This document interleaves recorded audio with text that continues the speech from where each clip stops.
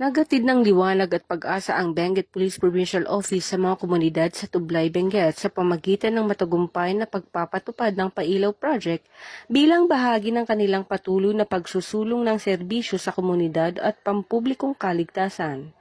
Isinagawa ang turnover ng 5 solar-powered streetlights noong Mayo 26, 2026 sa Municipal Social Hall ng Akop Kapongga, Tublay, Benguet. Ang mga solar lights ay pinagkaloob sa Barangay Ambassador at Kapongga at opisyal na tinanggap ng mga punong barangay na sina Honorable Season Balawin at Honorable Edward Casalan.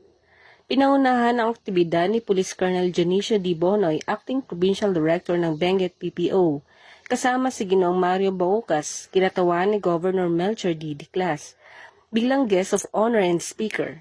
Sa kanyang mensahe, binigyang diin niya ang kahalagahan ng pagkakaisa at pagtutulungan ng iba't ibang sektor sa pagpapabuti ng seguridad at kapakanan ng mga komunidad.